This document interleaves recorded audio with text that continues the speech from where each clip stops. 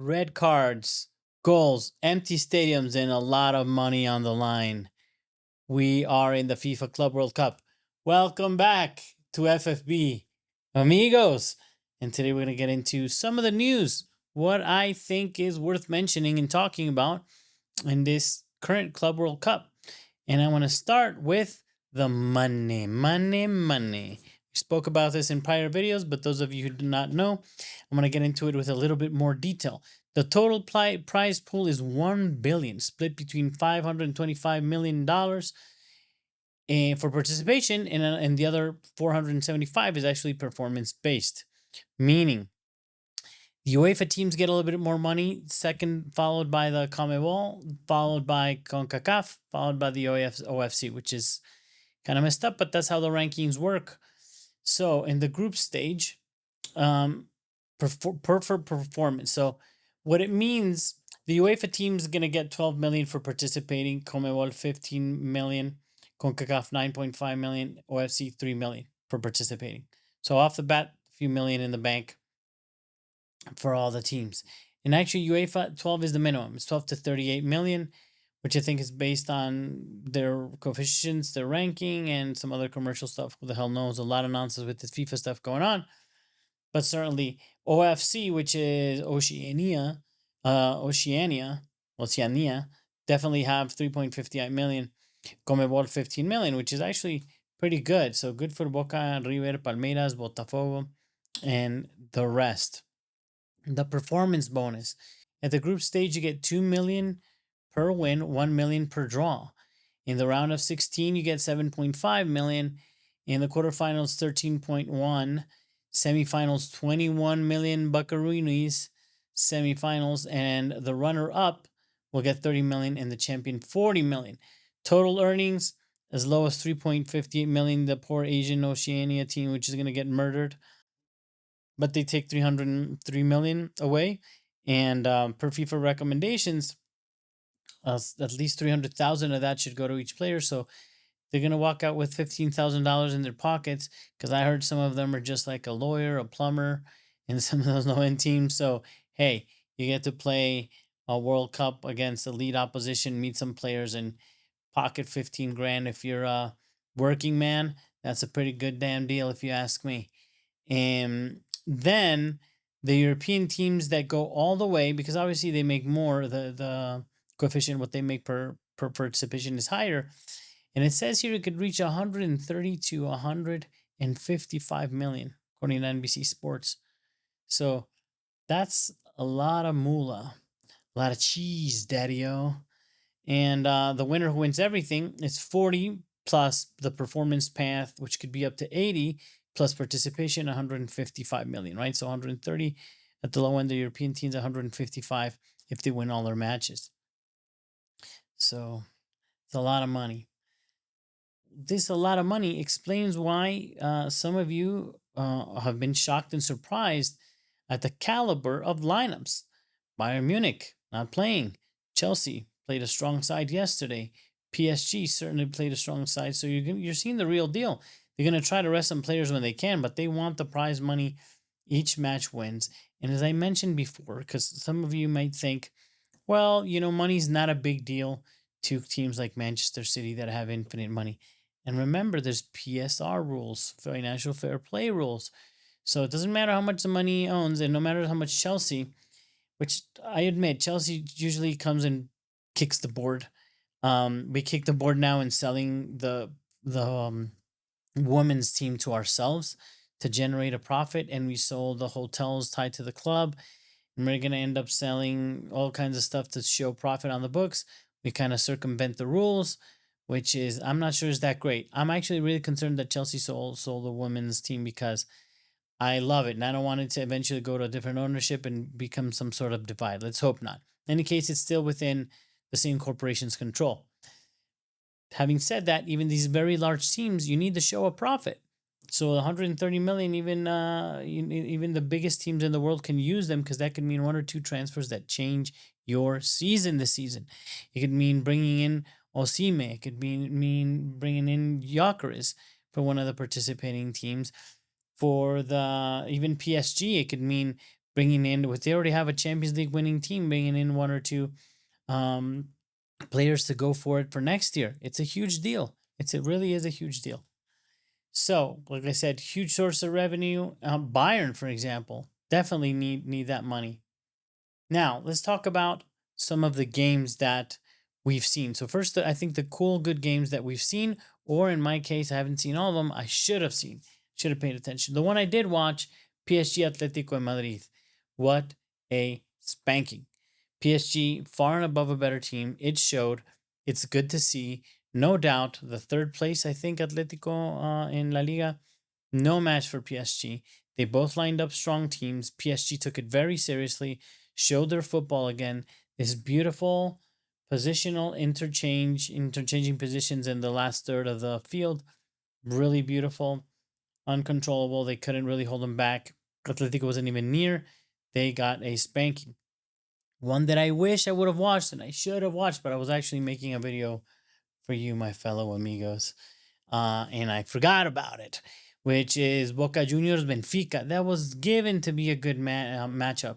There's ex-stars that some of you will recognize, like Ander Herrera, prior Manchester United player, playing in Boca. Who would have thought the Spanish player down playing in Boca Juniors in Argentina? María and Otamendi on the Benfica side, so adding a lot of spice. That game had they tied 2-2. And very aggressive. 3 red cards. Could have been some more from what I've heard. So I'm sad that I missed it.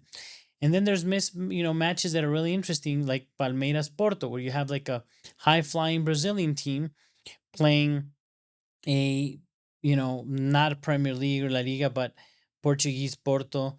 So you can kind of gauge the levels. Really fun to look at and see Estevão Willian, which everybody wanted and Chelsea got as a player, debut on a bigger stage. See what that looks like. So those were interesting games. And speaking about interesting games, we have River Plate against the Urawa Red Diamonds. Again, why is that interesting? Because I want to see a team that I kind of know the level and I understand in River Plate playing against an Asian team and see where they are. And you never know. You might see a couple of players and stars in these games and these teams that we normally don't get a chance to see that we will be seeing in exactly 1 year in the same country for the World Cup. So that's exciting. Monterrey, Inter Milan, just to gauge levels. Again, Inter is not the most elite in Europe, but they made the Champions League final. So they should kill Monterrey. Will they? PSG Botafogo, right? You expect to win, the European teams to win, but we want to see what kind of fight they put into it. And since it's the second game, they're not yet qualified, you expect them to fight for it. Inter Palmeiras and Atlético Atlético de Madrid against Botafogo Paranaense. Atlético Madrid against Botafogo, those are like interesting. Now, the big ones that are coming. And one of them is kind of in that category, so I'm going to go with that one first. Bayern Munich against Boca Juniors. Because Boca is going to bring a crowd wherever they are. Bayern is a monster. Just beautiful to see those two brands, those two clubs clash. Bayern Munich coming from a 10-0 murdering, which is one of the terrible things. That there's a team such low level, and we'll get into that later as to what some people have issues as to how people qualify to the World Cup, but we'll get into that. And certainly that small team, River Plate Monterrey, I think at level, that's really good. You got the Mexican League, Argentinian League. We're going to see how that pans out. Again, two major brands, Inter versus River Plate. That group is really cool. That's a really cool group. And finally, last but certainly not least, we're going to see Juventus face off against Manchester City, which we're very curious what's happening in those levels. Is Man City coming back? They had a disastrous season in terms of Pep Guardiola levels, but pretty damn good season. They made Europe. They're doing okay. They brought in a couple of players. They always have a great academy and youth coming through. And obviously Pep needs to make up for this bad season. So I think this could be a start. A lot of pride and a lot of money on the line. I don't think Juventus will let that slide so easily. Now, in terms of how teams qualified to this, I want to talk about that a little bit. Not many people, it's Liverpool fans that are annoyed that Liverpool is not there. And some people saying, why is Liverpool not there? They're the best team in England. They were the best team in England this year. And you qualify to the World Cup over the 4 years. So you can't have the last champion come in. That's just silly. Then it's an annual thing, not a tournament that is played every 4 years. That's what you have to remember. It's played every 4 years. So you're going to have to do some sort of calculation of best teams over the 4 years. Now, people are pissed off that Chelsea's in there, but they won the Champions League. I can think of very little things that are harder to accomplish and worthy of a spot than winning the Champions League. So shut your face. That's what I have to say about that. In terms of the other qualifying ones, when it comes to coefficients and stuff like that, and they get tricky in different parts, and the host nation is a little tricky, but that's a tradition with the World Cup. So some people were saying we should do some, so they just crap on it without actually proposing something that is functional. Like, how would you have the best team of this last year showing up at the World Cup? And I don't think that's what the Club World Cup should be about. It really is a prize for performance over the last 4 years. So my point to everybody out there, and please tell me in the comments, fine, if you disagree, if you don't like it, then how would you do it? One, that is reasonable, that you can do it in time, that the teams can prepare and come. And two and three, or whatever, that it recognizes the performance of the teams over a 4 year span. Because you can't just have the Johnny come latelys show up for the tournament. That's not the point. You have those for, they're playing their the Conca Champions, they're playing their Champions Leagues, they're playing their Copa Libertadores. That's what that one's for. This is to recognize, in my opinion, how I'm reading it, the teams that have performed best in the last 4 years. So if you did amazing in the last 2 years, being because you won a Champions League, a Libertadores, or you have a really high coefficient, or whatever it is, and then you dropped off for the next, this last year, let's say 3 out of the 4, and you're doing really poorly, you still deserve to go, in my opinion, because it carries about all the over the 4 years, right? So that's certainly a thing. Then the level of competition kind of ties into this. There's no reasonable way, if you want the world to participate, to play. We're already complaining how many games they play. It would be really difficult to do more games, because it's all about Auckland City. They got murdered 10-0 against Bayern Munich, right? So teams like that were heavily mismatched. But I'm okay with that. That happens in the World Cup as well. It's part of football. If you want football to be a worldwide party, everybody gets to participate and compete. Now, that doesn't mean crappy teams shouldn't be there. It just means maybe we have to rethink how the zones are redistributed and people qualify. This is always an issue. Europeans are always complaining that why do South Americans get so many slots? They won another one, but they play against San Marino and Liechtenstein. So it's like a whole mess. They don't have to go play in Bolivia and down to Colombia in the heat, come back, travel across the world. These conversations are always complicated. So the Club World Cup is not going to be any different. But every federation certainly deserves at least a slot. And that's something that I think will be ironed out and figured out. I think this World Cup is going to be different. This one's going to be special. I think this is the beginning of something important, even with all the blunders. Let's talk about blunders. The stadiums. Well, I said this in one of my prior videos.